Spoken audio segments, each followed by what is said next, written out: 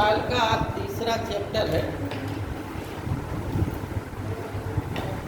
तो वैदिक काल में जो हम पढ़ा रहे थे आप लोगों को, क्या साहित्य बताया था हमने, ठीक है ना। उसमें एक चीज़ ये बताना था, आर्य कौन थे। आर्य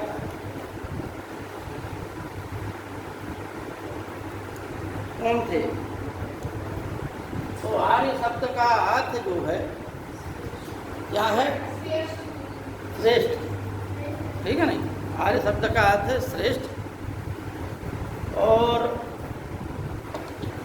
अर्य धातु से आर्य बना, ठीक।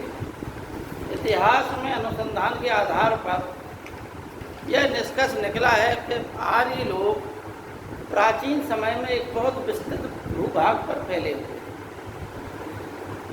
अब वो कहाँ से कहाँ को गए, तो कहाँ उनका मूल निवास स्थान था, इस विषय में विभिन्न विद्वानों के अपने अलग अलग मत हैं।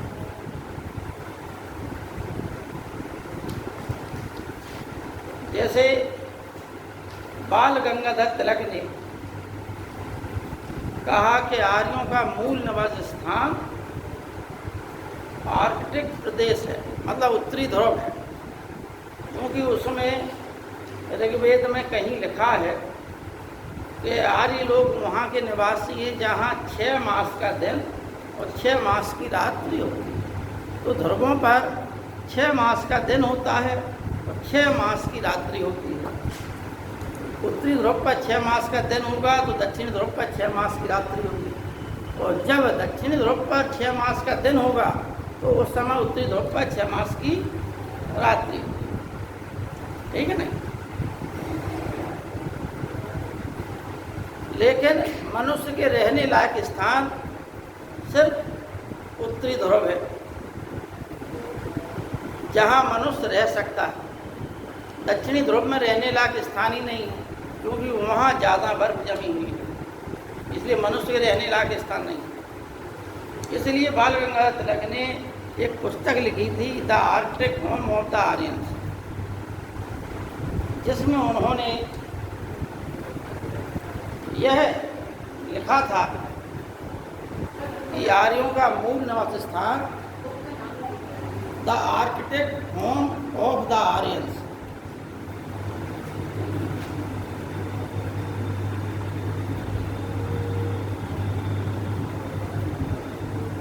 आर्कटिक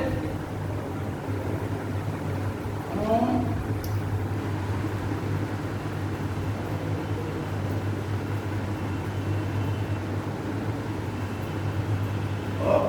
जो बाल गंगाधर तिलक की है। बाल गंगाधर तिलक को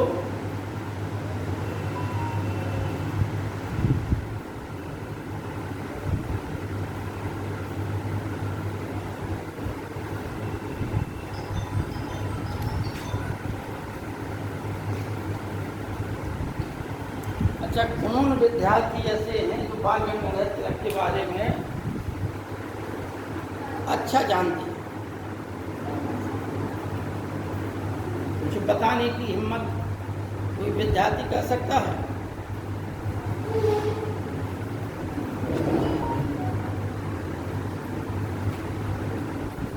देखिए, बाल गंगाधर तिलक चित्पावन ब्राह्मण थे, और चित्पावन ब्राह्मण पेशवा थे, ठीक है। लता मंगेशकर भी चित्पावन ब्राह्मण, और महाराष्ट्र में ज़्यादातर चित्पावन ब्राह्मण हैं। तो उन्हीं में से चित्पावन ब्राह्मणों में से बाल गंगाधर तिलक का परिवार था, एक बात। दूसरी बात,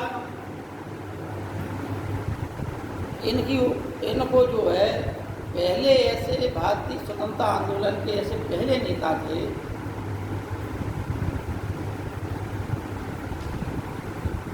जो जनता के बीच पहुंचे, मतलब जनता में लोकप्रिय थे, ऐसे नेता पहले। दूसरे पर महात्मा गांधी इनसे भी आगे बढ़ गए, बाल गंगाधर तिलक के लिए 1908 में मजदूरों ने, मुंबई के मजदूरों ने हड़ताल की। जो गणेश उत्सव है, शिवाजी उत्सव है, महाराष्ट्र में मनाने की परंपरा बाल गंगाधर तिलक ने डाली। गीता रहस्य नामक एक पुस्तक उन्होंने जेल में रहते हुए पहले व्यक्ति थे जिनके ऊपर पत्रकार होने के कारण इनके ऊपर केस चला। ठीक है ना, इनके दो पत्र प्रमुख थे, केसरी और तो इतना परिचय आपको दे दिया। अब देखिए बाल गंगाधर तिलक का कॉन्सेप्ट क्लियर हो गया। दूसरा कॉन्सेप्ट है क्या बोलते, दयानंद सरस्वती।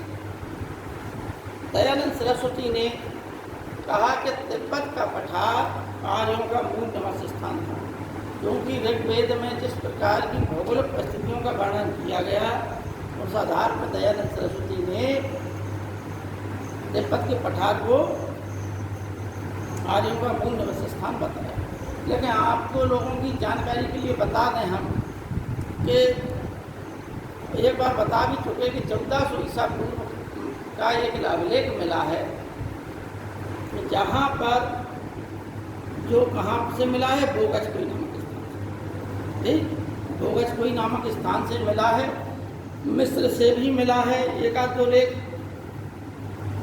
जो प्राचीन आर्यों के कबीलों के नाम थे उनके वही नाम थे। मेसोपोटामिया में भी वही नाम थे, ईरान इराक में भी वही नाम थे और तुर्की में भी वही नाम थे जो यहाँ नाम मिलते हैं ऋग्वेद में।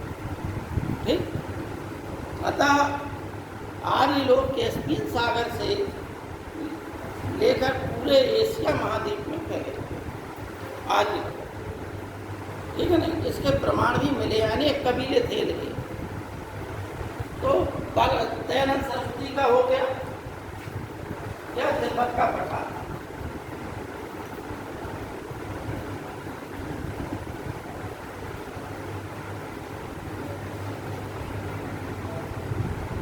कश्मीर को एल.डी. कल ने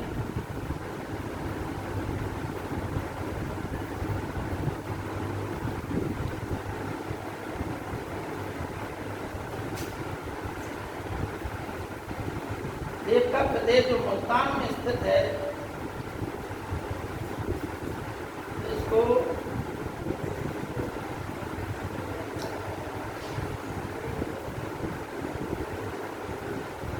एल.डी. त्रिवेदी ने कहा था।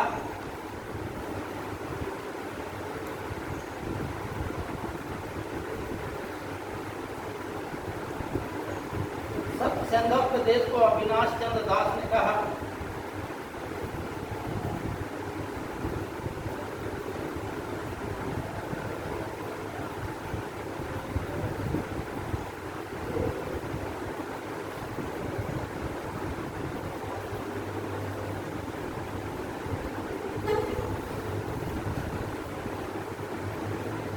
मध्य एशिया को मैक्स मूलर ने कहा।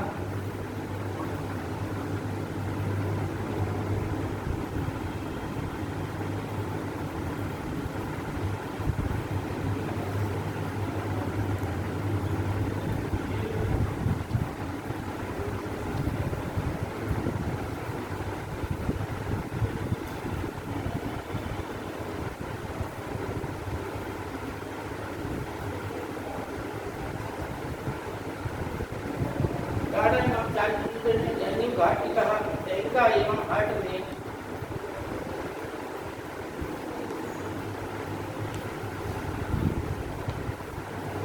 जर्मनी कहा। ये कुछ महत्वपूर्ण है। नेहरिंग थे, लेकिन नेहरिंग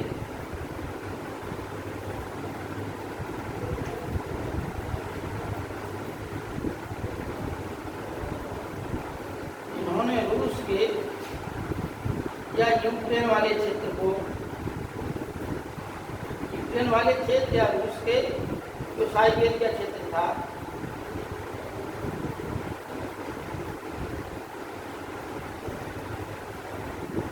ये कहा। अब एक आध तक इधर उधर हो सकता है तो आप लोग थोड़ा मैच कर लेना, ठीक है ना। अब देखिए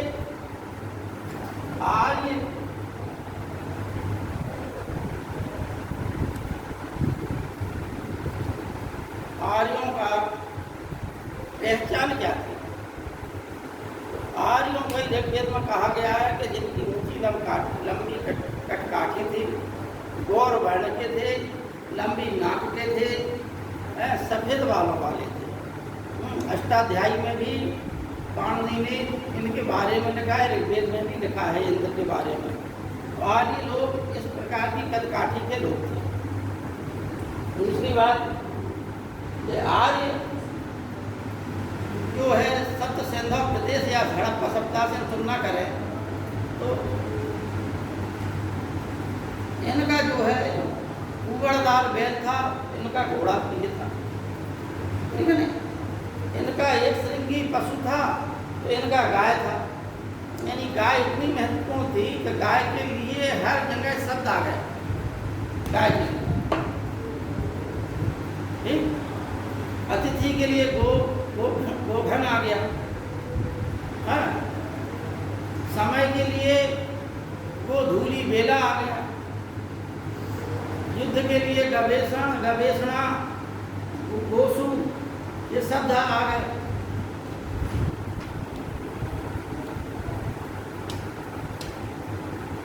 गाय जो है उनकी अर्थव्यवस्था का प्रधान स्रोत थी गाय, क्योंकि गाय से एक तो उन्हें दूध मिलता था,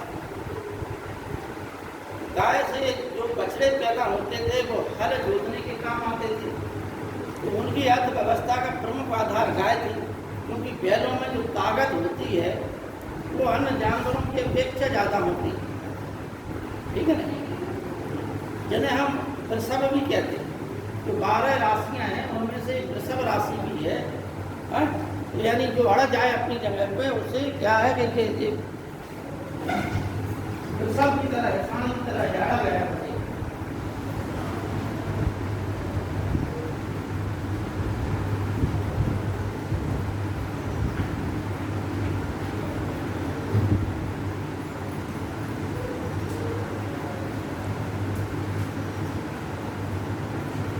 गाय से संबंधित अनेक प्रश्न आते हैं।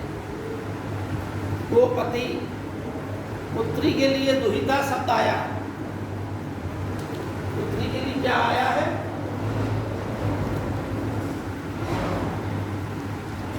दुहिता।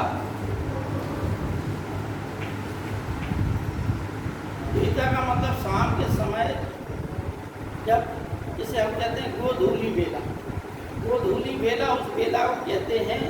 देखिए, गोधूली बेला का मतलब है जब गाय चर के आती थी, सूर्य अस्त होता था, उस समय गाय जब चर के आती थी तो धूल उड़ती थी, इसलिए इसका नाम पड़ गया क्या? गोधूली बेला, यानी संध्या समय।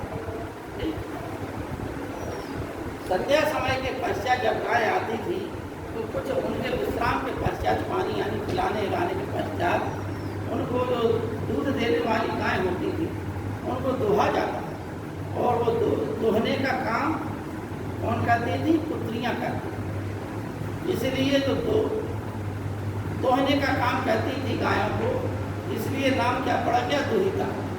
पुत्री के लिए क्या शब्द आया? दुहिता, ठीक है नहीं? अच्छा, एक शब्द हिंदुओं में है गोत्र।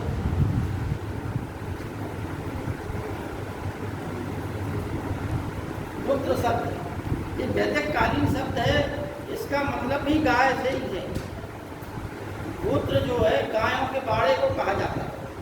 प्रारंभ में इस शब्द का उपयोग गायों के बाड़े के लिए हुआ, जहाँ गायें एक जगह बंधती थी, इस बाड़े में रहती थी।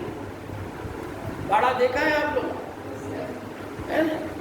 देखिए, मतलब बाड़ा जो है लकड़ियों का चारों ओर लट्ठे लगा लगू के अपना चारों ओर घेरा बना देते थे, उसमें एक लकड़ी का छप्पर का आदि का वो गेट बना दिया, उसी में सब गायों को बांध दिया जाता। ठीक है? गाय जहाँ ठहरती थी उसे क्या है? गोत्र कहा जाता। इसी प्रकार से मनुष्यों का जो कुटुंब है, जो एक है, एक ही व्यक्ति जिसका प्रारंभ करता है, इसलिए उनका एक गोत्र होता है, ठीक है? एक गाय से संबंधित चीजें समझ गए। अब देखिए, हम बता रहे थे आपको धार्मिक दशा। क्या बता रहे थे? धार्मिक दशा।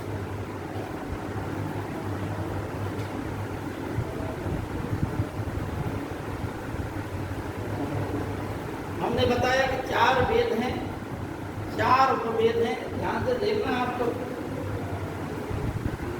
वेद, उपवेद। हमने क्या बताया था? वेद के भाग क्या है? ब्राह्मण, आरण्यक और उपनिषद। वेद से संबंध क्या है? वेदों समझने के लिए आरण्यक, ब्राह्मण और उपनिषद। उपनिषद के बारे में हमने तमाम चीजें बताई थी, लेकिन एक चीज बताना भूल गए थे बोलते हैं। तो उपनिषद का अर्थ बता दिया था, उपनिषद से संबंध कुछ तथ्य बता दिए थे, कुछ और आज बता देंगे। लेकिन उपनिषद को वेदांत भी कहा जाता है। क्या कहा जाता है? वेदांत। वेदांत क्यों कहा जाता है? क्योंकि यह वेदों का अंतिम भाग होने के कारण इसे वेदांत कहा जाता है। वेदों का अंतिम भाग यानी वेद धन अंत बराबर वेदांत। एक चीज। दूसरी चीज है वेदांत। ठीक, शब्दों को समझना। हमारी छोटी छोटी चीजें, लेकिन महत्वपूर्ण चीजें बता रहे हैं आपको। वेदांगों की संख्या कितनी है? 6। वेदांग कितने बताए गए या उपनिषद कितने बताए गए? 108। कितने बताए गए? 108 बताए गए। अब उनमें से 10 महत्वपूर्ण है। कौन कौन बताए थे हमने? ईश, कैन, कट,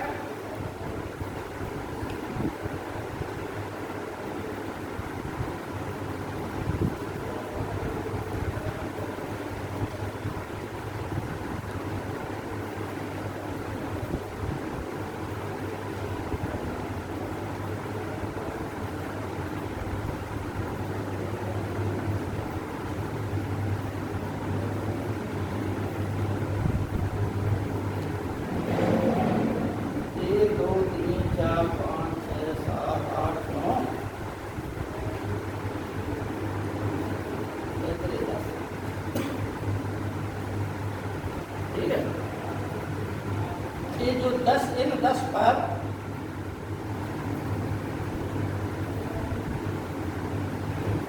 आदि गुरु शंकराचार्य ने भाष्य लिखा था, इसलिए अब हम बताए थे वेद 4, वेदों के वेद 4, उपनिषद की संख्या 108, 6 वेदांग 6 है। कौन कौन से हैं? शिक्षा, अर्थ,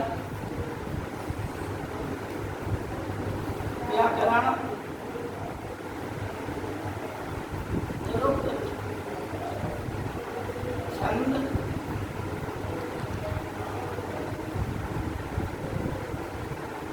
और ज्योतिष। शिक्षा का व्याकरण, निरुक्त, छंद, ज्योतिष। ये क्या है? 6 वेदांत। यानी वेदों को समझने के लिए, वेदों की भाषा को समझने के लिए जिन चीजों की रचना की गई उनको हम वेदांत कहते हैं। वेद धन अंग बराबर वेदांत। ठीक है, तो ये 6 है।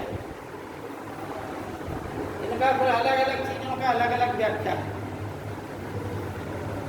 कल 3 होते हैं, कल्पसूत्र, त्रयसूत्र, कल्पसूत्र है और धर्मसूत्र, यज्ञ सूत्र। ऐसे ही है, 3 है। स्वर्ण सूत्र 3 सूत्र है। धर्मसूत्र, एक ग्रह सूत्र और एक है वो स्वर्ण सूत्र।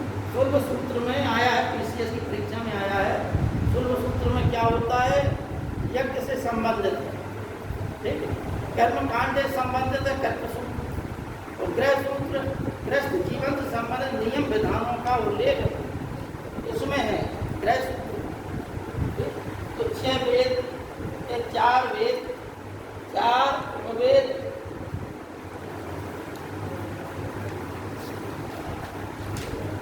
4 पुरुषार्थ,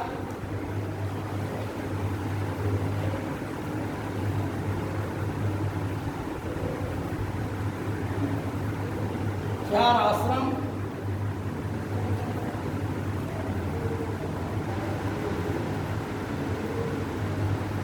16 संस्कार,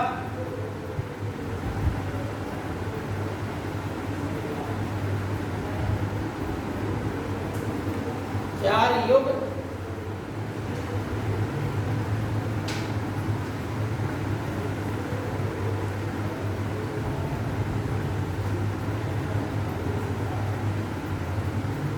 3 रण,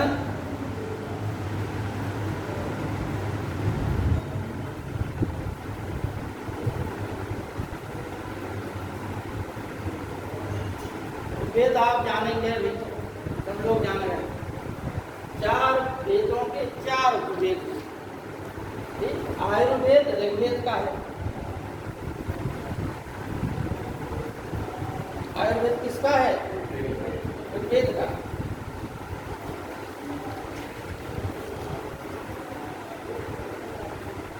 धनुर्वेद यजुर्वेद का।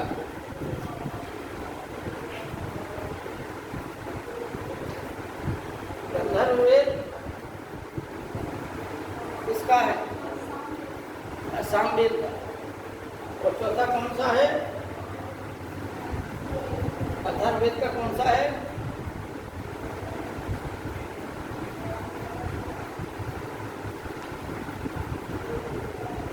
शायद सिद्धवेद है,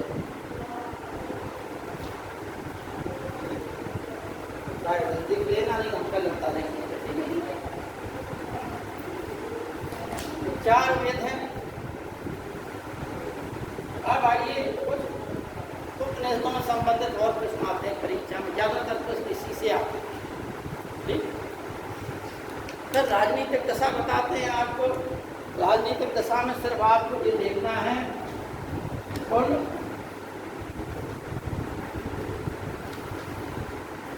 कुल या कुटुंब बोलते हैं, ठीक है? नहीं,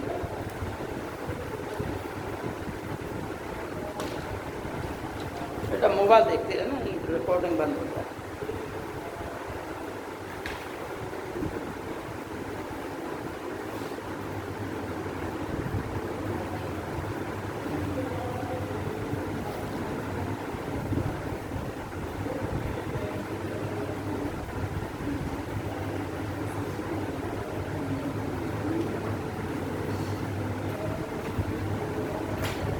ये राजनीतिक दशा थी, लेकिन पहले हम इसके संबंध में बता दें आप लोगों को, फिर हम वहाँ पे आते हैं। सामाजिक दशा भी है बहुत चीज़ें, तो इसमें किसी को कोई कन्फ्यूजन है इनमें? हाँ? ऋण 3 ऋण होते हैं, ऋषि ऋण, ब्रह्म ऋण, ऋषि ऋण और पितृ ऋण, 3 होते हैं।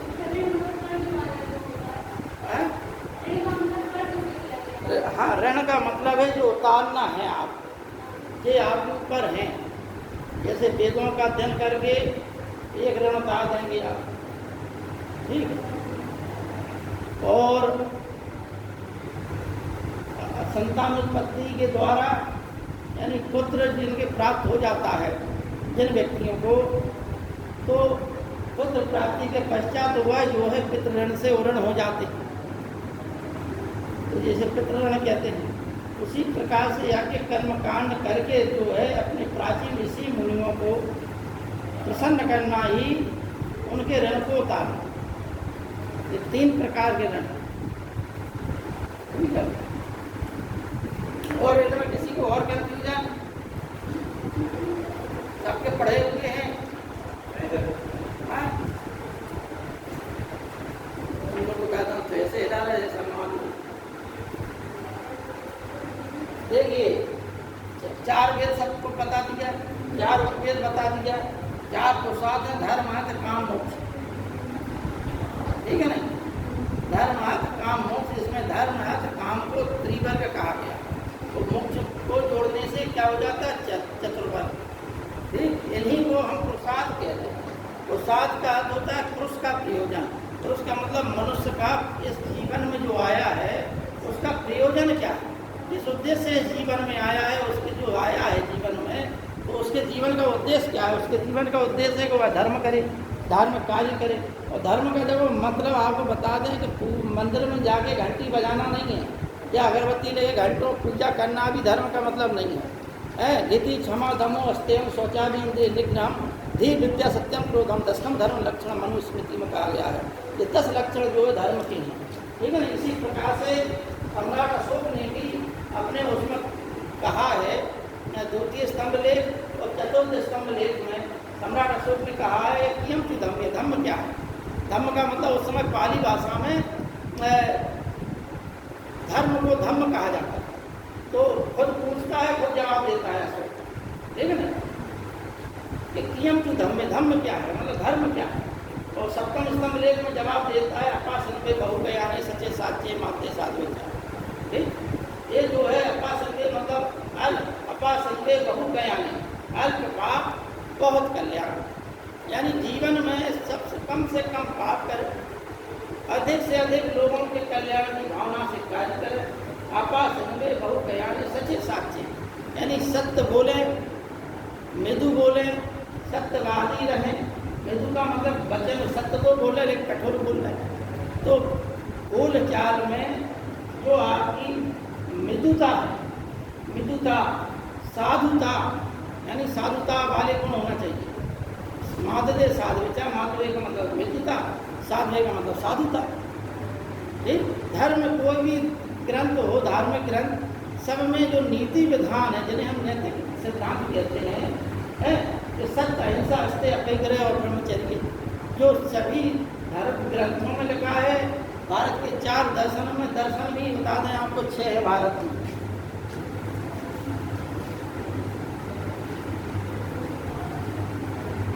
कितने हैं दर्शन? 6। तो बात हो रही थी पुरुषार्थ की पहले, तो पुरुषार्थ कितने बताए हमने? 4। पहला धर्म, फिर अर्थ। अर्थ का मतलब है कि जीवन में वो है कि वो निर्धनता सबसे बड़ा अभिशाप। सर्वे गुणा कांचना मिश्रयन्ति, सभी गुण कांचन में यानी स्वर्ण में मिश्रित है। जिसके पास जितना सोना वो उतना संपन्न, ठीक? बड़े आदमी का लड़का कुरूप भी हो तो लेकिन वो सभी उसे खिलाएंगे, हैं? लेकिन गरीब का कितना भी सुंदर हो तो भी लोग उससे से दूर भागेंगे। तो आधे गुण मतलब सर्वे गुणा का मतलब है कि सभी गुण जो है कांचन में है, धन में है। और निर्धनता जिंदगी का सबसे बड़ा अभिशाप, निर्धनता जिंदगी का सबसे बड़ा अभिशाप है। जो निर्धन है उसे परिवार में तिरस्कार मिलता है, समाज में तिरस्कार मिलता है, जहाँ भी जाएगा उसे वहाँ तिरस्कार मिलेगा, पूरी जिंदगी जो है तिरस्कृत होकर मर जाएगा। इसलिए व्यक्ति का संघर्ष जो है सबसे पहला है कि वह जो है निर्धनता से लड़े और धनवान हो, ठीक? ये कहा गया है, आपको बताएं, ध्यान नहीं देते आप लोग कि एक श्लोक का ध्यान नहीं आ रहा, बता देंगे थोड़ा, ठीक है? तो पुरुषार्थ ये है, ठीक? आश्रम 4 होते हैं। पहला जो है जीवन को 100 भागों में बांटा गया है, 100 वर्ष में, 100 वर्ष में बांटा गया है। अच्छा, तीसरा पुरुषार्थ काम बता दिया। चौथा पुरुषार्थ क्या है? मोक्ष, मोक्ष है चौथा। मोक्ष के अंदर, मोक्ष का मतलब जो है कि धर्म ग्रंथों में पढ़ेंगे तो बहुत कठिन लिखा है, ठीक? दर्शन में अलग अलग बताया गया है। हम भटक जाते हैं कि वास्तव में मोक्ष है क्या? मोक्ष को अगर एक शब्दों को हम देखें तो बड़े सरल ढंग में मोक्ष की व्याख्या हो जाती है। मोह धन छा बराबर मोक्ष, यानी मोह का क्षय हो जाना ही मोक्ष है। जो आपके अंदर ईर्षा, द्वेष, घृणा, अहंकार आदि के प्रति जो मोह भरा होता है, उस मोह का अंत हो जाए तो क्या हो जाता है? मुक्ति प्राप्त हो जाता है। ठीक है ना? एक जीवन मुक्ति मुक्त होता है और एक विधेय मुक्ति होता है। तो चार मोक्ष यानी जीवन का उद्देश्य अंतिम क्या है? मोक्ष को प्राप्त। आश्रम चार हैं, जीवन को 100 भागों में बांटा गया है। ब्रह्मचर्य आश्रम 25 वर्ष तक, फिर 25 वर्ष के पश्चात 50 साल तक, 25 से 50 साल तक गृहस्थ आश्रम, उसके पश्चात वानप्रस्थ आश्रम, फिर चौथा है संन्यास आश्रम। इस संन्यास आश्रम का मतलब है कि 75 साल से 100 वर्ष की आयु पूर्णतः जो है जंगल में व्यतीत करना, एकांत में व्यतीत करना। और वो वानप्रस्थ आश्रम का मतलब है 50 वर्ष के पश्चात घर परिवार कुटुंबियों को छोड़कर वन में चले जाओ, वहाँ आश्रम स्थापित करो, समाज के लिए सब जनता को शिक्षित करो, बच्चों को शिक्षित करो, कुछ ना कुछ सामाजिक कार्य करो, वन में रहो, लेकिन परिवार से नाता तोड़ दो, जिससे कि तुम्हारे धीमे धीमे करके मोह का जो क्षय है वो हो जाए। और जब 25 साल तक ये काम करेंगे तो अंतिम अवस्था है कि आप एकांत हो जाइए, किसी के प्रति भी किसी प्रकार का अनुराग न रखिए। वो अंतिम अवस्था क्या है? वो संन्यास किया। संस्कार 16 है, यानी व्यक्ति का जब गर्भ में स्थापना से लेकर स्त्री पुरुष जब जो है संतान प्राप्ति हेतु एक साथ होते हैं, एकाकार होते हैं, तो वहाँ से जो है प्रारंभ हो जाता है क्या? संस्कार। और अंतिम संस्कार है अंत्येष्टि संस्कार। ठीक, इसका सूत्र है, हम जब संस्कार पढ़ाएंगे तो बता देंगे। जनानी दिया 16 संस्कार हैं, तो हम पढ़ा देंगे। पहला है आपका गर्भाधान, नपुंसी जनानी दिया। ये 16 संस्कार एक एक अक्षर ले लिया, बकाया उसकी व्याख्या करें। इसके बाद संस्कार का मतलब होता है, पहले आपने समझना संस्कार का मतलब क्या होता है। संस्कार का मतलब होता है परिष्कृत, संस्कार का मतलब होता है शुद्ध। ठीक है? क्या जन्म ना जाते शूद्रा संस्कार आदि, जन्म से सभी लोग अशुद्ध होते हैं, लेकिन संस्कार होने के पश्चात वह द्विज हो जाता है। अब हिंदू धर्म में संस्कार क्या था? यज्ञोपवीत संस्कार। यज्ञोपवीत संस्कार के पश्चात ही व्यक्ति क्या है? द्विज होता है। चिड़िया को भी द्विज कहते हैं, दांत को भी द्विज कहते हैं, और ब्राह्मण क्षत्रिय वैश्य को भी द्विज कहते हैं।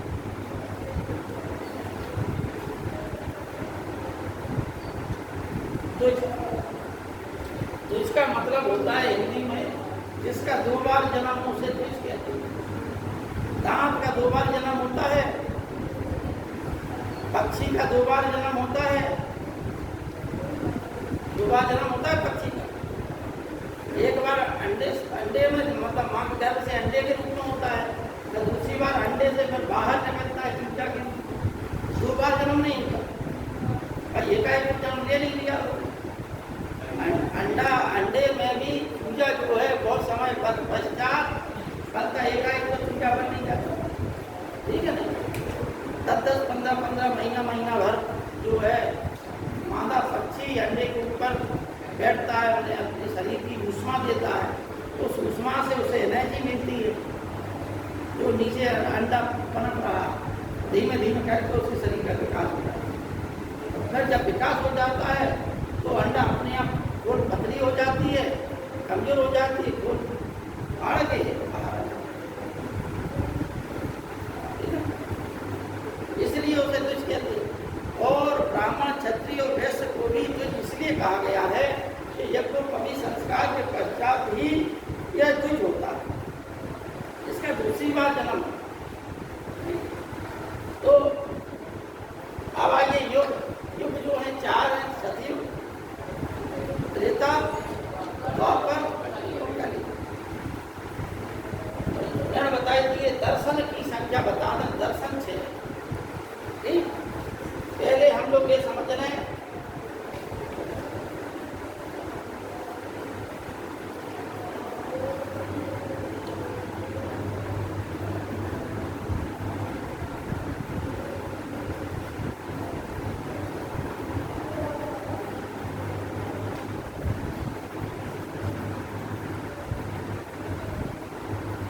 अब देखिए, गर्मी पड़ने के कारण, दोपहर में समय होने के कारण बच्चे कितने कम हो गए,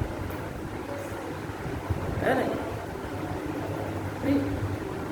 लेकिन एक चीज़ और बता दें, एक राजा ने देखा कि हमारे राजा बहुत आलसी, उसने मंत्री से सलाह दी। मंत्री ने कहा कि सरकार, ये लोग तो जो आलसी लोग हैं ये मर जाएंगे, इनके लिए भोजन पानी का प्रबंध किया जाए राज्य की ओर से।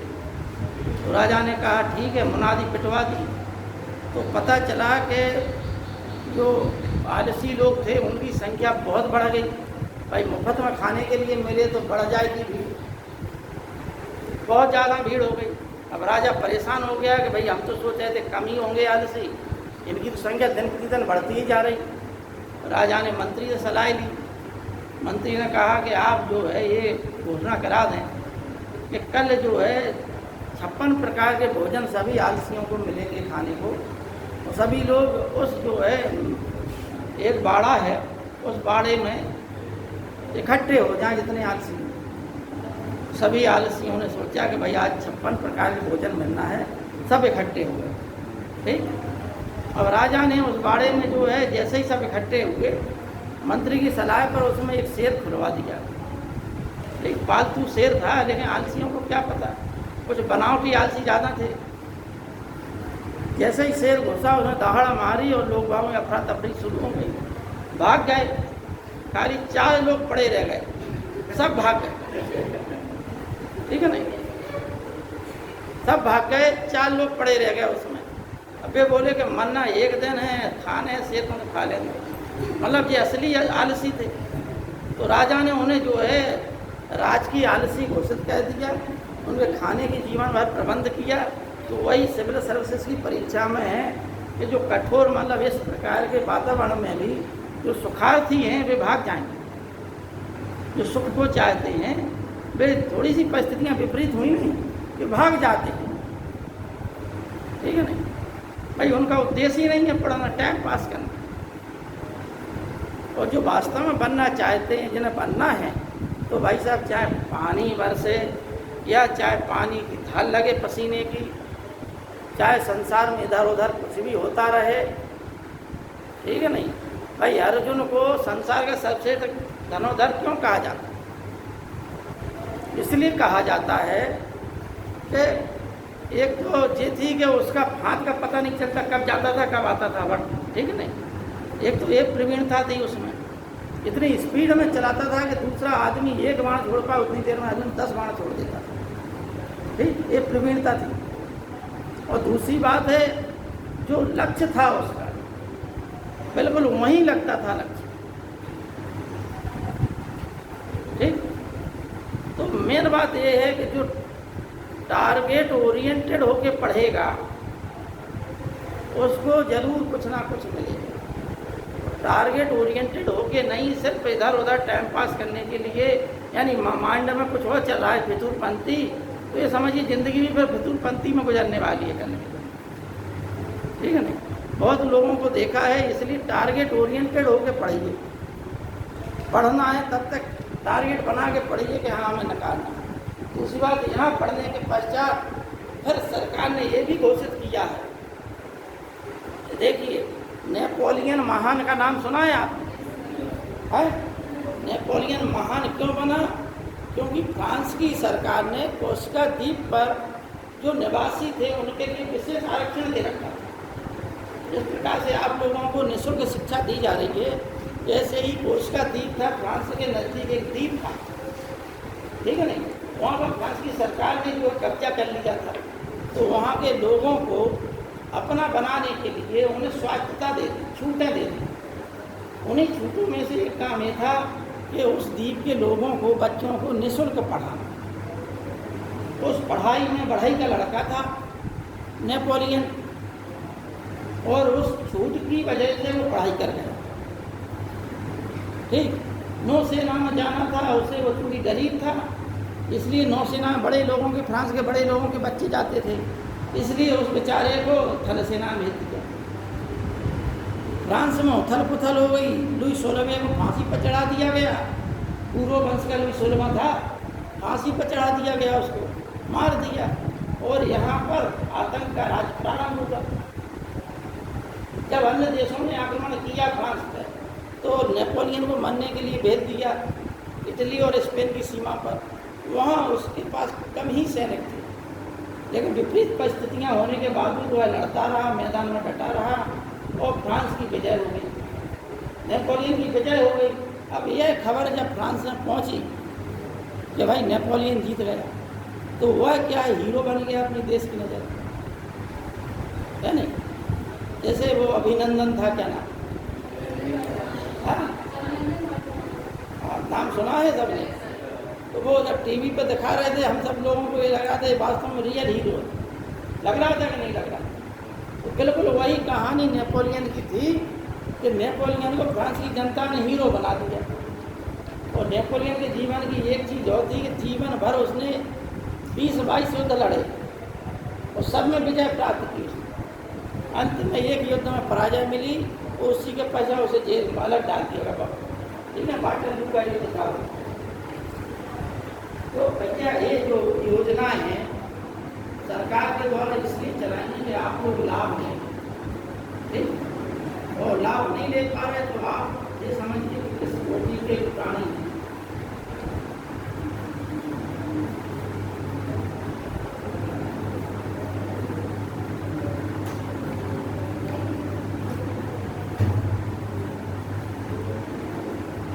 देखिए, हम दर्शन की बता रहे थे।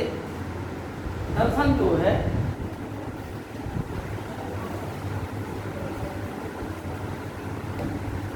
आस्तिक दर्शन और नास्तिक दर्शन, दो भाग में बटाया दर्शन, ठीक। अब हम लोगों ने क्या पढ़ा है कि जो ईश्वर में विश्वास करता है उसे हम क्या बोलते हैं, आस्तिक, और जो ईश्वर विश्वास नहीं रखता उसे हम नास्तिक बोलते हैं। लेकिन भारत में इसका अपोजिट है। क्या है अपोजिट? ऐसा नहीं, ईश्वर पर नहीं है, यहाँ है वेदों पर। जो वेदों में विश्वास रखता है उसे हम आस्तिक कहते हैं, और जो वेदों में विश्वास नहीं रखता उसे हम नास्तिक कहते हैं। जैन धर्म, बौद्ध धर्म वेदों में विश्वास नहीं रखते, इसलिए क्या हो गए? नास्तिक। और आस्तिक कौन हो गए? देखिए, चार्वाक दर्शन नास्तिक, जैन दर्शन नास्तिक और बौद्ध दर्शन नास्तिक, ठीक।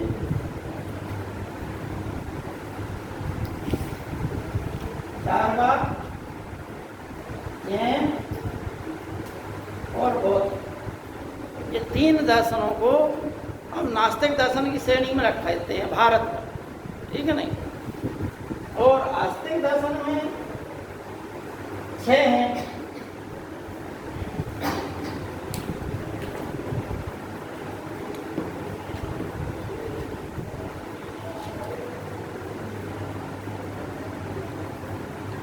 बेटा दिखाई दे रहा है? नीचे वाले को ऊपर लिखना है, यहाँ तक नीचे तक दिखाई जाएगा।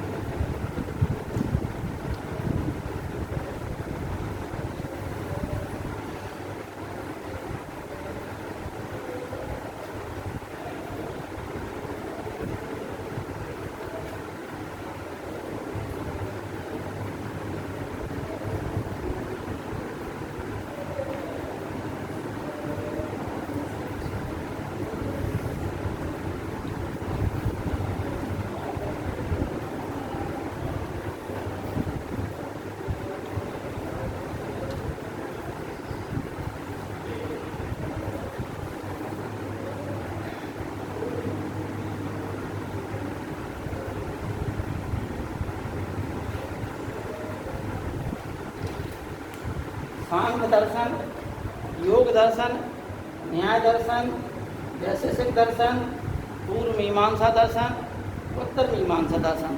इनके प्रणेता छोटी मोटी परीक्षाओं पूछ ली जाते, सिविल सर्विसेज की परीक्षा पूछ ली जाते, टीजीटी पीजीटी की परीक्षाओं पूछ लिए जाते, और जो भी छोटी मोटी परीक्षाएं ज़्यादातर प्रश्न आता है इससे क्या इन्हीं 6 में से एक का पूछ लेते, ठीक है नहीं। सांख्य के कपिल ऋषि, योग के पतंजलि, न्याय के गौतम, वैशेषिक के कणाद ऋषि, पूर्व मीमांसा जैमिनी, उत्तर मीमांसा बादरायण।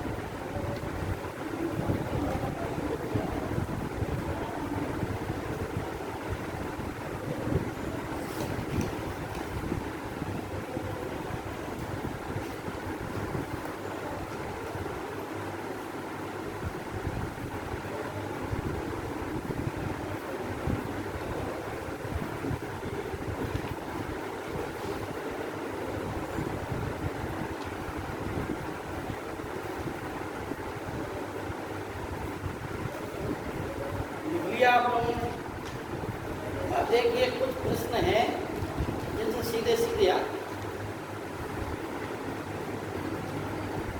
उपनिषदों से क्वेश्चन, ठीक है नहीं। जैसे अहम ब्रह्मास्मि किस उपनिषद से लिया गया? बृहदारण्यक उपनिषद से।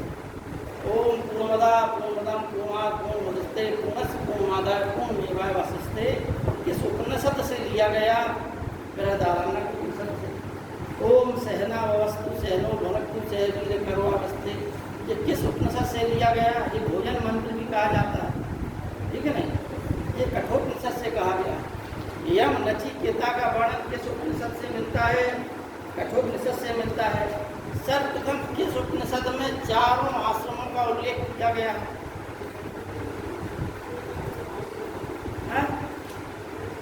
चार आश्रम यानी ब्रह्मचर्य आश्रम, गृहस्थ आश्रम, वानप्रस्थ आश्रम और संन्यास आश्रम, इन चारों का पहली बार उल्लेख कहाँ किया गया? पहली बार उल्लेख इन चारों का पहली बार उल्लेख जवालोपनिषद में। कौन से उपनिषद में? जवालोपनिषद।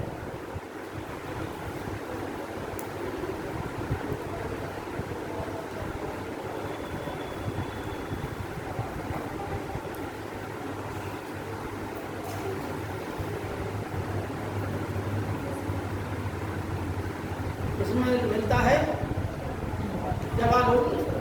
चारों आश्रमों का पहली बार उल्लेख इसमें मिलता है जवालोपनिषद, ठीक है ना। अच्छा, पहली बार चारों वर्णों का उल्लेख इसमें मिलता है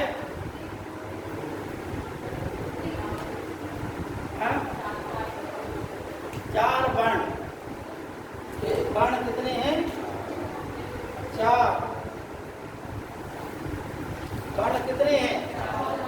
चार। वर्ण कौन कौन से हैं? ब्राह्मण, क्षत्रिय, वैश्य और शूद्र, ठीक है ना। अब वर्ण का मतलब क्या होता है? वर्ण का मतलब होता है चुनना। क्या मतलब होता है? चुनना, मतलब चयन करना। क्या मतलब होता है? चयन करना या चुनना। देखिए हमने सब शब्दों के अर्थ भी बता दिए आपको, ठीक है नहीं। जैसे संस्कार का मतलब क्या होता है, प्रसाद का मतलब क्या होता है नहीं? उसी दर्शन का अर्थ होता है दृष्टे इति दर्शन, दृष्टे अनेन इति दर्शन, ठीक, यानी जिसके द्वारा देखा जाए वह दर्शन। वर्ण चार है, इसका मतलब होता है वर्ण का अर्थ क्या होता है? चुनना या चयन करना। चयन करना क्या? आपने मतलब वैकेंसी निकली, अभी आपको चयन करना है कि किस पोस्ट के लिए फॉर्म डालना है। उसी प्रकार से प्राचीन परंपरा में ये प्रत्येक मनुष्य का कर्तव्य था कि वह कौन सा कार्य चुनेगा, ठीक। अगर समाज को शिक्षित करने का कार्य चुनेगा तो ब्राह्मण होगा, ठीक है ना। जैसे शिक्षक जो है, आज अगर कोई भी शिक्षक बने तो प्राचीन समय में शिक्षक का नाम ही क्या था? ब्राह्मण। ठीक, ब्राह्मणों का काम था समाज को संस्कार देना, समाज को शिक्षित करना, ठीक। बाद में उत्तर वैदिक काल में यह धीमे धीमे करके क्या हो गया, जातिगत वंशानुगत होने के पश्चात फिर उन्होंने सर्वोच्चता के लिए संघर्ष हुआ। जब ब्राह्मणों ने ये अधिकार कर लिया कि हम ही सर्वोच्च हैं, क्षत्रिय का हम ही सर्वोच्च हैं। उपनिषदों में भी अलग अलग लिखा है। सत्वत ब्राह्मण कहा गया है कि ब्राह्मण सर्वोच्च है, ऐतरेय ब्राह्मण में कहा गया है कि क्षत्रिय श्रेष्ठ है। ठीक, ऋग्वेद के में एक हरिश्चंद्रोपाख्यान है, सुनासेर की कथा है। किसमें उल्लिखित है? सुनासेर की कथा।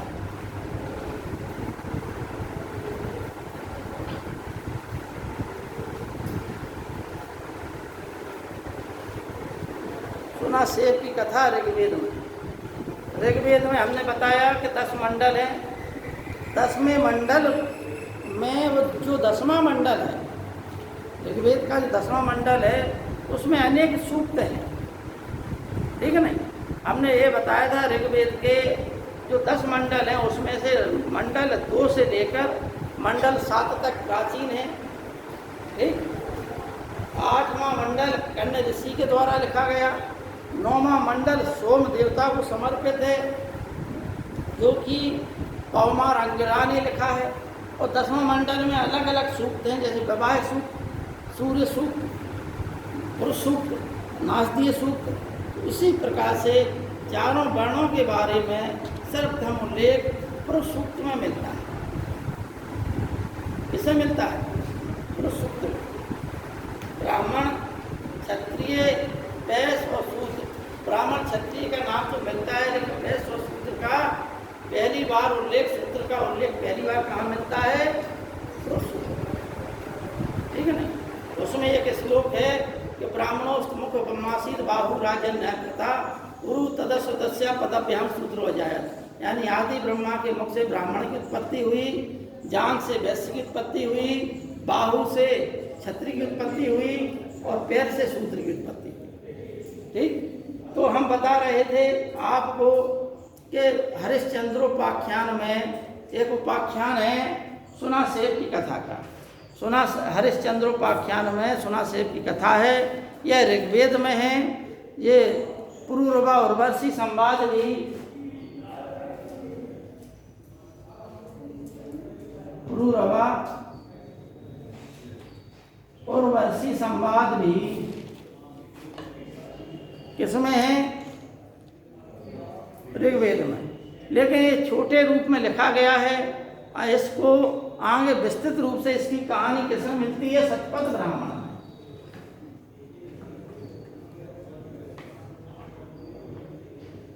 किसमें मिलती है? सतपथ ब्राह्मण। ठीक है, थोड़ा सा हम और पढ़ा दें, इसके बाद फिर बाद में बताते हैं। वर्ण का हमने बता दिया, वर्ण का मतलब होता है चयन। अब फिर चीज़ें छूट जाती हैं बेटा, इसलिए हम शॉर्टकट मार रहे हैं थोड़ा सा। ठीक, याज्ञ कर्मकांड बता दें, नहीं पता चले वैदिक काल अगली टर्न पर लगे ही ना। ठीक है। हाँ, तो हम उपनिषदों की बता रहे थे, कुछ ये सुन लीजिए, इसके बाद याज्ञ कर्मकांड बता देंगे। तो कठोपनिषद हो गया। कठोपनिषद में क्या है? यम और नचिकेता का संवाद। ठीक, अब आइए स्वतः उपनिषद। स्वतः उपनिषद में सर्वप्रथम भक्ति का और मोक्ष का उल्लेख किया। ठीक, आदमी को भक्ति करना चाहिए। मोक्ष की अवधारणा का उल्लेख और भक्ति का उल्लेख किसमें कहा गया है? स्वतः उपनिषद में। विष्णुपनिषद जो कि अथर्ववेद का से संबंधित है। विष्णुपनिषद में ऋषि पिप्पलाद और उनके 6 शिष्यों के बीच जो वार्तालाप है, यानी कि शिष्य जो है गुरु से प्रश्न पूछ रहा है, गुरु उसके जवाब दे रहा, तो प्रश्न और उत्तर का आदान प्रदान हो रहा। प्रश्न और उत्तर ही की शैली में, जैसे भगवत गीता क्या है? संवाद शैली में लिखी गई कि नहीं लिखी गई? ठीक, ये संवाद शैली भारत में ही नहीं बल्कि यूनान में भी प्रचलित थी। इसका जो है जन्मदाता प्लेटो को माना जाता है।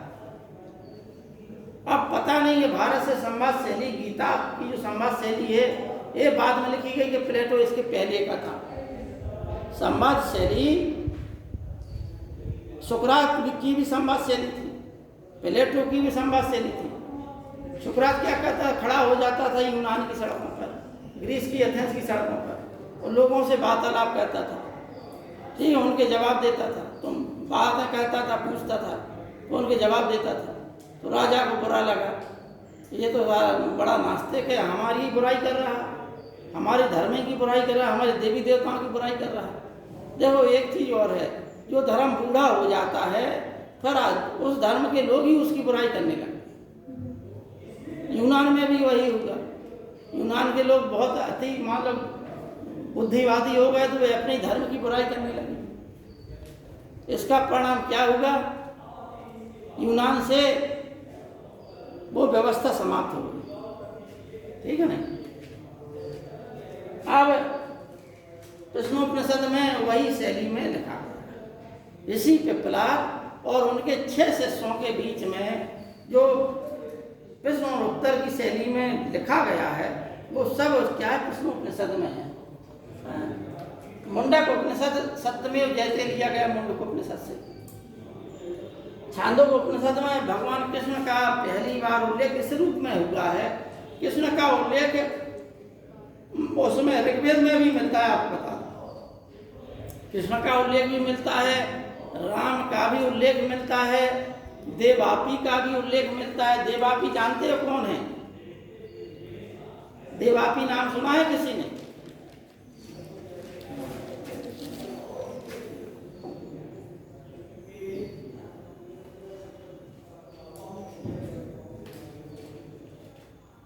नाम सुना है किसी? हाँ? राजा शांतनु का नाम सुना है? राजा शांतनु का नाम सुना है? महाभारत की कहानी शांतनु से प्रारंभ होती है, उन्हीं के भाई थे। इन्होंने देखिए ऋग्वेद के जो मंडल हैं उनके जो ऋषि लोग हैं वो दृष्टा थे। क्या थे? दृष्टा थे, ठीक है ना। मंत्र दृष्टा कहा गया है, ठीक है ना। अब देवापी का उल्लेख है तो कृष्ण का भी उल्लेख है, किसमें? उसमें, ठीक। बृहदारण्यक उपनिषद में तमाम चीजें हैं। बृहदारण्यक उपनिषद में याज्ञवल्क्य इसके रचयिता है। उपनिषद आरण्यक के नाम से भी ये है। इसमें बृहदारण्यक उपनिषद में अहम ब्रह्मास्मि और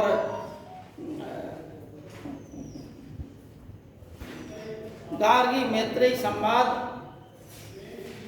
गार्गी याज्ञवल्क्य संवाद आदि का उल्लेख बृहदारण्यक उपनिषद में मिलता है। अधिक अन्न उपजाओ,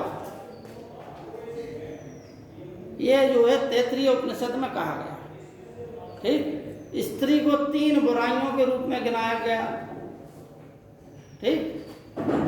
स्त्री 3 बुराइयों में से एक है जुआ, सुरा, जुआ और स्त्री, ठीक है ना। द्यूत बोलते हैं इसे, ठीक। तीसरी बुराई क्या है? स्त्री। इस निंदा किसमें की गई है? तैत्तिरीय उपनिषद में है। अतिथि देवो भाव किसमें कहा गया है?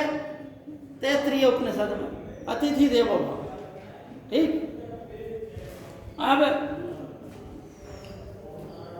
ऋग्वेद का एक ब्राह्मण है, ऐतरेय ब्राह्मण। ऋग्वेद का उपनिषद भी है ऐतरेय उपनिषद। ऐतरेय कौन थे? ऐतरेय एक लेडीज थे, ठीक, महिला थी जो शूद्र थी। उनका पुत्र बड़ा विद्वान था जिसका नाम था महिदास। तो महिदास ने जो लिखा और वो सब अपनी माँ के नाम से संहिताबद्ध कर। तो महिदास की माँ का नाम इतरा था, इसलिए महिदास रचयिता होने के कारण उन्होंने अपनी माँ के नाम पर उसका नाम ऐतरेय कर दिया, ठीक है ना। किसका? ऋग्वेद का ब्राह्मण। ऐन्द्र महाभिषेक का उल्लेख किसमें मिलता है? ऐन्द्र महाभिषेक का उल्लेख ऐतरेय ब्राह्मण, ठीक। अब आइए यज्ञ बताएं आपको, यज्ञ क्या है। ठीक, आपको हमने देवताओं के बारे में बता दिया था सब, पिछले टर्न पे बता दिया था। ठीक, ऋतस्य गोपा किसे कहा गया है?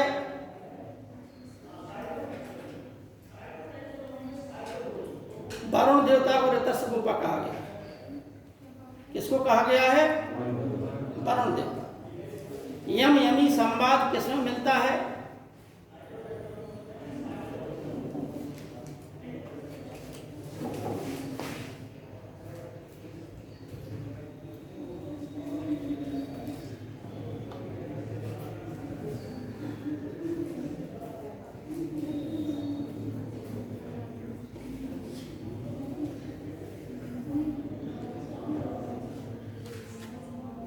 यम यमी संवाद, शर्मा पणी संवाद किसमें मिलता है? ऋग्वेद।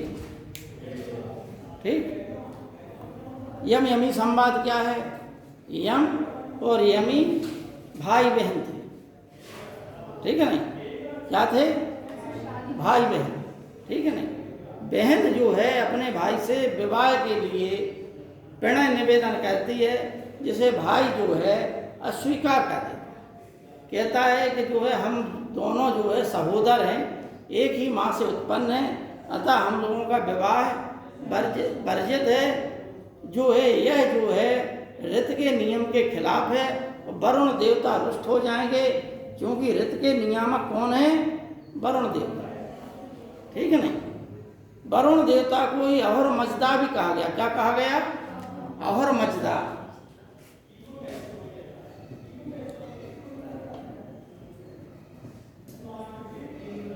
ठीक, यानी ईरान का में जो एक ग्रंथ मिलता था जो ऋग्वेद का समकालीन है, जिसे बोलते हैं जैन अवेस्ता। जैन अवेस्ता का प्रमुख नायक कौन है? वरुण।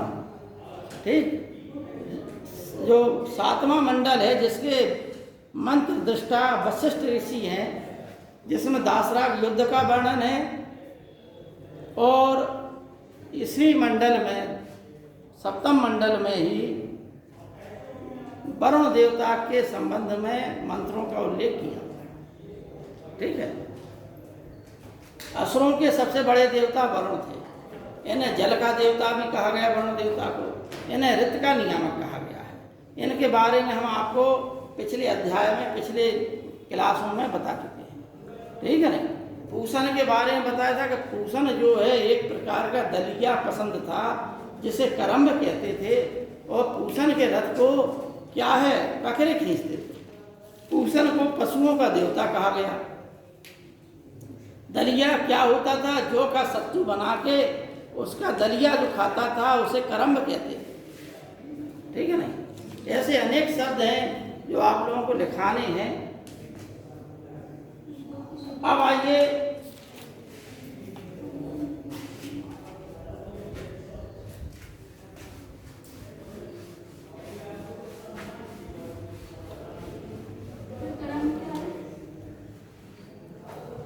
क्या है बेटा? कर्म क्या है? तरंग आपने अभी बोला ना पूषण ही पशुओं के देवता थे। कर्म तो कुछ बनता है गुड़ मिला के। हमने बताया भी है हम। हाँ, वही दोबारा बताएं। अच्छा, कर्म हमने कहा था सत्तू को कहते हैं। ठीक है ना, सॉरी दलिया का। ठीक है, दलिया था।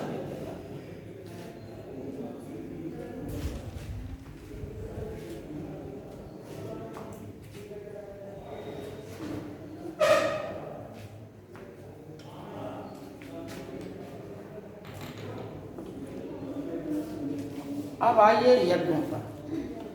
उत्तर वैदिक काल में प्रवेश कर जाइए। ठीक है नहीं,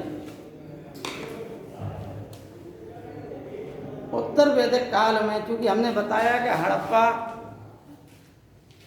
सभ्यता में लोथल से, कालीबंगा से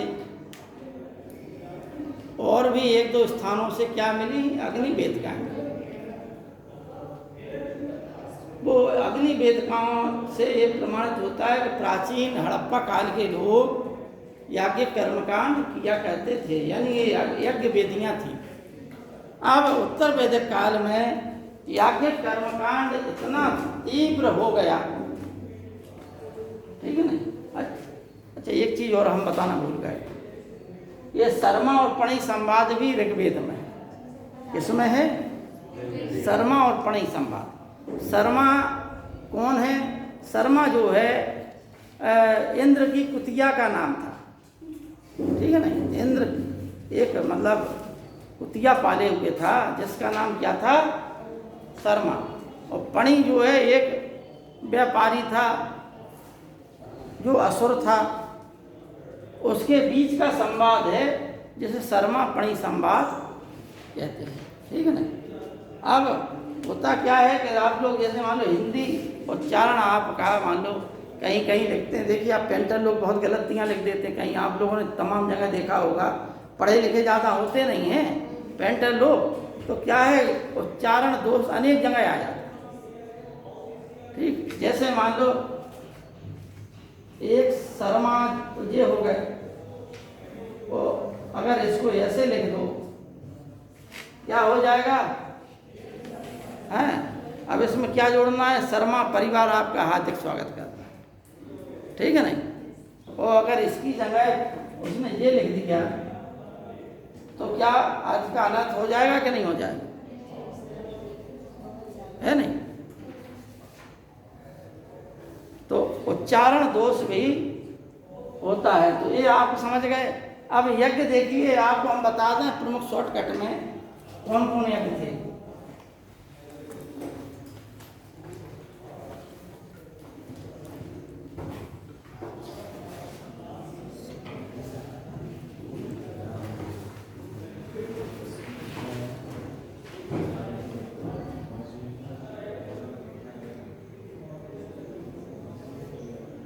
राजनीतिक दर्शन है बेटा, राजनीतिक दर्शन अब हम आ रहे बेटा, हम ये तो समाप्त कर लें, है नहीं।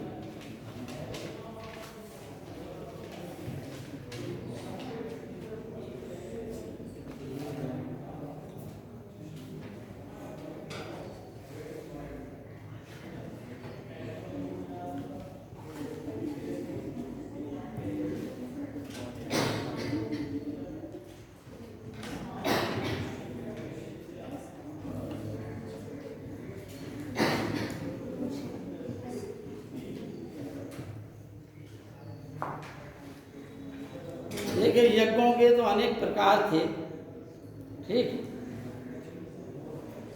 यज्ञ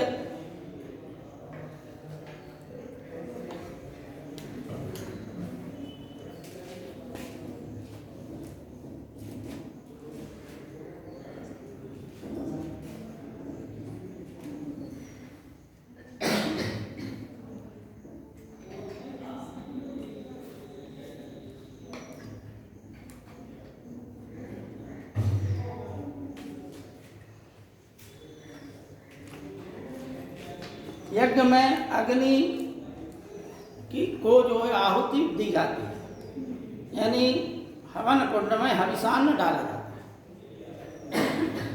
एक शब्द है क्या? अग्नि।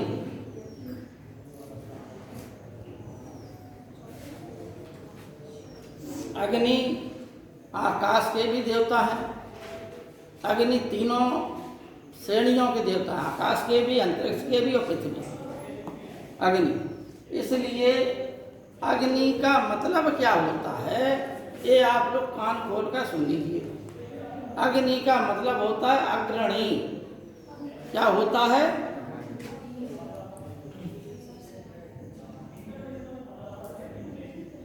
अग्रणी।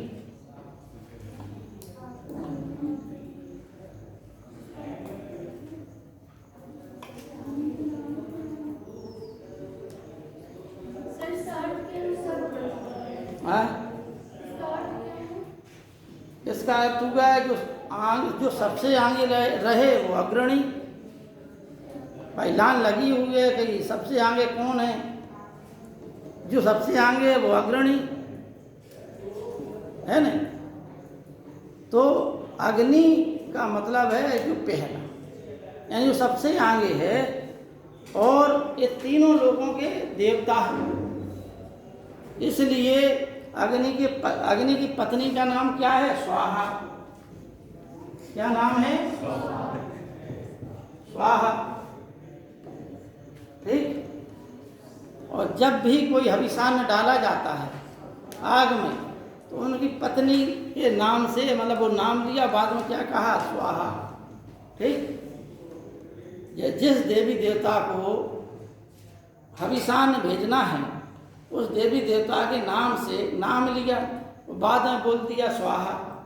तो अग्नि देवता जिसके नाम से जो डाला गया, उसकी चीज वहां तक पहुंचा देते। ठीक है नहीं? इतनी बात समझ में आ गई। अब आइए इनके बारे में। भाई पहली चीज थी अग्नि वाली, कि ये स्वाहा क्यों कहा जाता है, आग में ही क्यों डाला जाता है, पानी में क्यों नहीं डाला जाता, आदि बातें थी। तो वो आदि बातों का अंत होगा।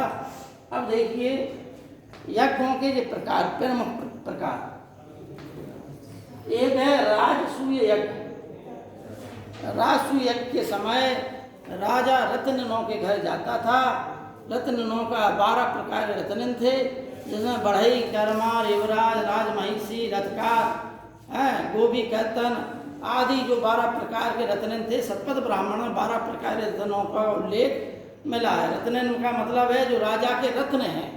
जैसे चंद्रगुप्त विक्रमादित्य के समय 9 रत्न, अकबर के समय 9 रत्न, लेकिन प्राचीन समय में ऋग्वैदिक काल में 12 रत्न थे, जिन्हें रत्न कहा जाता था। यानी मंत्रियों को उस समय जो मंत्री पद थे। अच्छा, ऋग्वैदिक काल में जो रथकार, ठीक है ना, उसका बहुत बड़ा महत्व था। और महाभारत काल में आते आते रामायण काल तक महत्व रहा, लेकिन महाभारत काल तक आते आते उसके पद को बहुत नीचे मान लिया गया। ठीक है ना? वो अब राजनीतिक दशा में पहुंच गए, तो उनसे जो है ये लिया जाता था क्या? आशीर्वाद। राजा उन्हें कुछ देता था, वो बदले में उन्हें देते थे। बदले का मतलब है कि उनका राजा को स्वीकृति प्राप्त कि आप राजा बने। ठीक है ना? इसको इसके पश्चात जो इनकी स्वीकृति के पश्चात राष्ट्रीय यज्ञ होता था, और राष्ट्रीय यज्ञ में द्यूत को खेलना अनिवार्य था। द्यूत क्रीड़ा। ठीक। महाभारत में युधिष्ठिर की द्यूत क्रीड़ा सबको मालूम है, ये अनिवार्य अंग कर दिया उस समय। युधिष्ठिर ने खेली और बर्बाद चौपट हो गए। ठीक है ना? दूसरी बात है, तो राजा के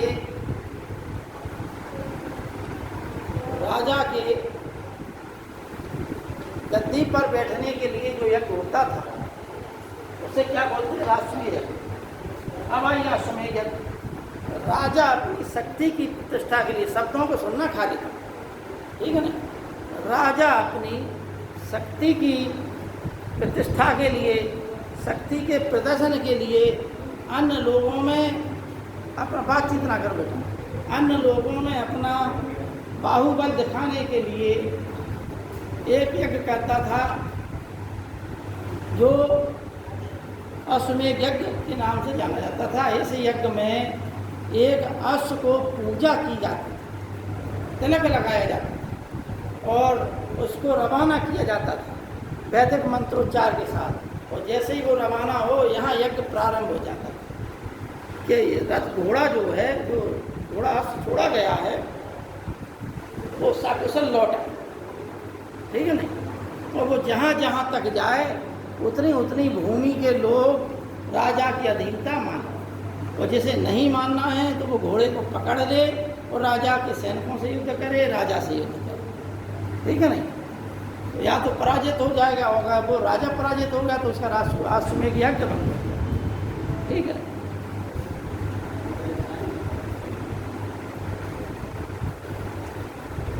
अंत में अश्वमेध यज्ञ के अंत में उस अश्व को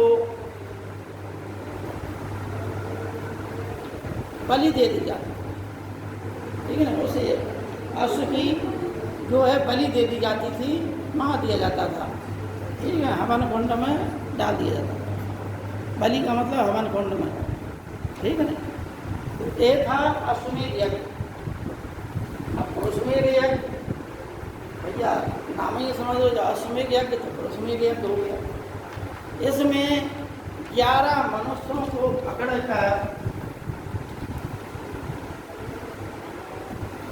पकड़कर बांधकर उनकी बलि दी जाती है। ठीक, जिसे क्या बोला जाता था, पुरुषमेध यज्ञ, इसमें हवन कुंड। ठीक, ये एक विधि विधान था, जिसे पुरुषमेध यज्ञ कहते हैं। जो सुना सेव की कथा है, लगभग ये पुरुषमेध यज्ञ जैसी। ठीक, जिसमें वो राजा हरिश्चंद्र जो है अपने पुत्र की बलि दे रहे थे। कोई बता देता है उन्हें कि क्षत्रिय की बलि की अपेक्षा ब्राह्मण की बलि और अच्छी होती है। तो राजा हरिश्चंद्र अपने बच्चे को बचाने के लिए एक जो है नगर में ढिंढोरा कर देते हैं कि जो भी अपने बच्चे की बलि स्वेच्छा से बलि देना चाहता हो तो वो जो है कि हम उसको पुरस्कृत करेंगे। तो सुना सेव के पिता उसे जो है राजा को सौंप देते। उसी समय विश्वामित्र ऋषि आ जाते हैं। तो विश्वामित्र ऋषि ये देखते हैं तो वो जो, चूँकि विश्वामित्र ऋषि का सब था, लीलाई उन्हीं की फैलाई हुई थी। तो विश्वामित्र ऋषि जो है अंत में सुना सेव की बलि की जगह पे किसी पक्षी अक्षी को मार के या किसी और को करके, मनुष्य को नहीं, बोले मनुष्य अबद्ध है ऐसा कुछ कह के इसको बचा लेते हैं और अपने जो 50 पुत्र थे उनमें सबसे ज्येष्ठ पुत्र इसे घोषित कर देते हैं और अपने 50 पुत्रों को हटा देते हैं। तो यही जो है इसका सुना सेव था नाम, उसकी कथा है इसमें ऋग्वेद सुना सेव। गुरु बृहस्पति और जूही की कथा भी ऋग्वेद में हम बता चुके हैं। तो पुरुषमेध यज्ञ जान गए। श्रोत्रामणि यज्ञ यानी सोम को क्या बलि दिए, उस यज्ञ कुंड में सोम की बलि, सोम का वो कुंड में सोम हवन किया जाता है। ठीक है, सोम की हविषान्न चढ़ाया जाता है। सोम आपको बताया हमने, एक लता थी जो क्या है, कश्मीर के मूजवंत नामक पहाड़ पर मिलता था। वहाँ से उसके द्रव्य को, उससे द्रव्य निकाला जाता था। और सोम रस का पान, देखिए एक और आपको जानकारी के लिए बता दूँ, ये किताबों में नहीं मिलती, बहुत बड़ी बड़ी किताबों में मिलता है। सोम रस का पान वही कर सकता था जो विवाहित हो, कम से कम 3 वर्ष उसके वैवाहिक जीवन के गुजर। ऐसा नहीं था कि चाहे कोई सोम रस को पी। ठीक है ना। तो श्रोत्रामणि यज्ञ समझ में आ गई आपको। अब आइए 10 यज्ञ।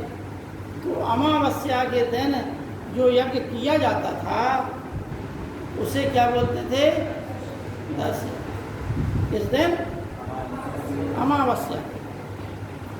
ये PCS की परीक्षा, उत्तर प्रदेश परीक्षा में ये 2-3 बार पूछा गया। 10 यज्ञ। वाजपेयी यज्ञ मतलब राजा जो है अपने सभी सगे संबंधियों में अपने आप को श्रेष्ठ साबित करने के लिए, मंत्रियों में श्रेष्ठ साबित करने के लिए एक आयोजन करता था जिसका नाम था वाजपेयी यज्ञ। उसमें रथ दौड़ होती थी और राजा का रथ जो है सबसे आगे होता था।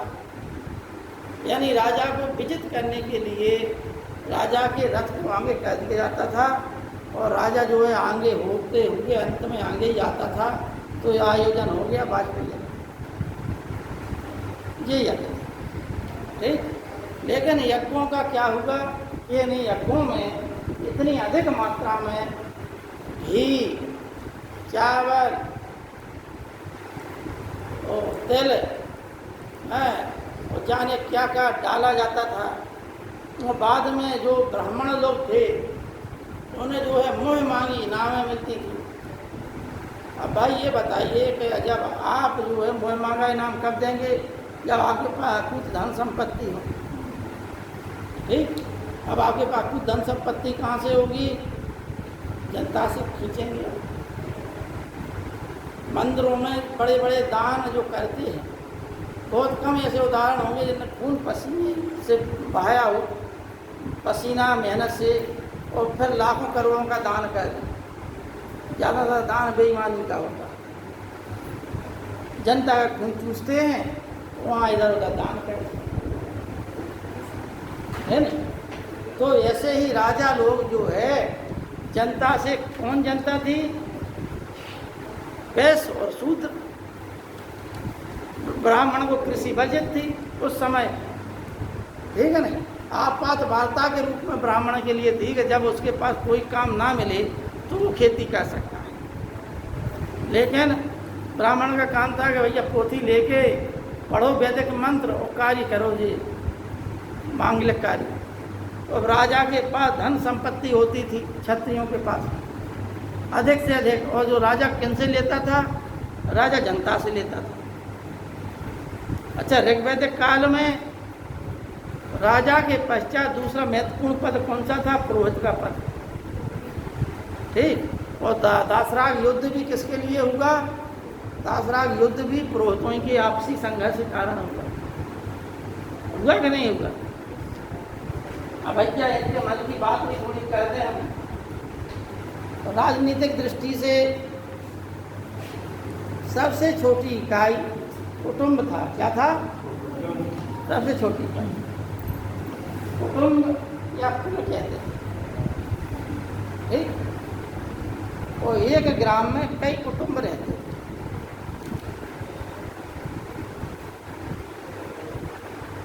कुटुंब का जो एक कुटुंब का मतलब है, देखो एक क्या होगा? पिता, पिता के पुत्र हुए, पुत्रियां हुई, तो इतने को हम क्या बोलते हैं? परिवार, ठीक। और कुटुंब क्या होता है? जिसमें अनेक पिता हो, ठीक है ना, और उनकी संतानें हों, तो उनकी संतानों की भी संतान हों, तो ऐसे परिवार को क्या बोलते हैं? कुटुंब। एक कुटुंब में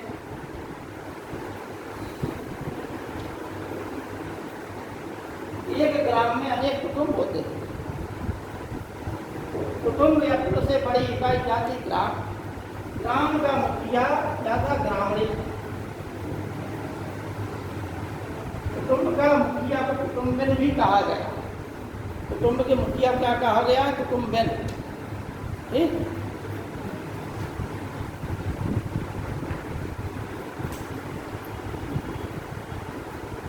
ग्राम के मुखिया को क्या कहा गया है? ग्रामणी। विश्व के मुखिया को क्या कहा गया? विश्वपति।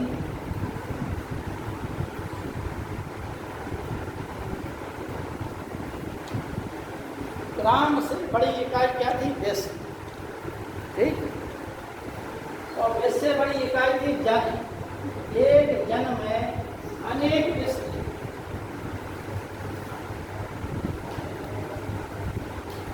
तो ये जन है, ठीक। अब ऋग्वैदिक काल तक क्या थे? जन ही जन थे, ये जन के नहीं थे, ठीक। और जब 6वीं शताब्दी सब में हम आ जाते हैं तो क्या मिलते हैं? 16 महाजनपद। क्या मिलते हैं? 16 महाजनपद। यानी जन से बड़ी इकाई क्या थी? महाजनपद। 6वीं शताब्दी से। और बौद्ध ग्रंथ अंगुत्तर निकाय तथा जैन ग्रंथ भगवती सूत्र में 16 महाजनपदों का उल्लेख है, जो कि अगले अध्याय में आप लोगों को पढ़ाएं। लेकिन इसमें भी आप समझिए कि प्रारंभ में हम आप ही में से, जनता के बीच में से एक व्यक्ति को प्रधान बनाते हैं। एक व्यक्ति, ना उसके कोई राजनीतिक अधिकार थे, ना कुछ था, पर ये था कि वो मुखिया है, ठीक है नहीं। ना उसके पास पुलिस थी, ना कुछ था। धीमे धीमे करके जनता भी, क्योंकि वो प्रधान था, तो जनता भी स्वेच्छा से उसे कुछ फल फूल आदि दे देती थी, कुछ अन्न दे दी थी, जिसे बलि के नाम से जाना जाता, ठीक। बलि के नाम से जाना जाता।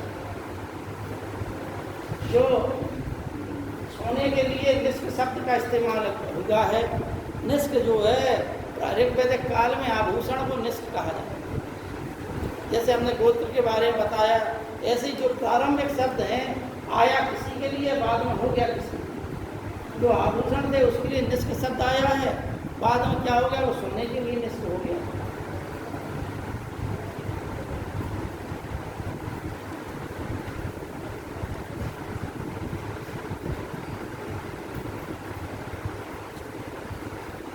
तो बच्चों आज इतना ही रहने दें।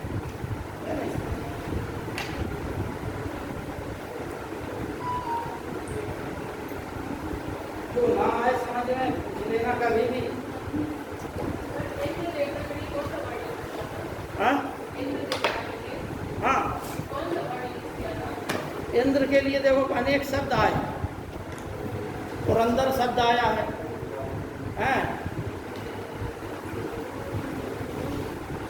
वृद्धहंता शब्द आया है,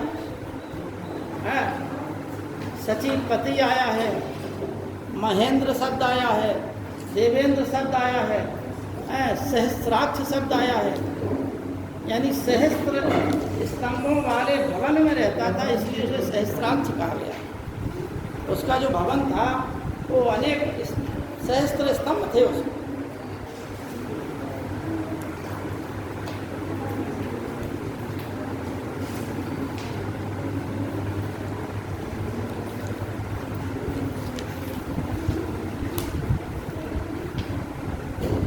अब और कोई प्रश्न तो रह गया किसी का? क्या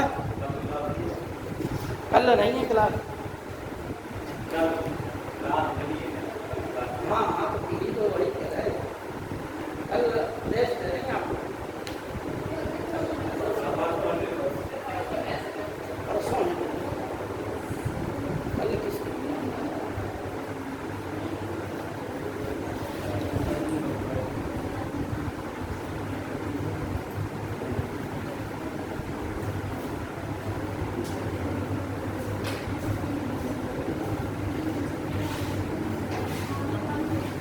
देखते हैं, कल है नहीं जैसे हमारे, ठीक है ना।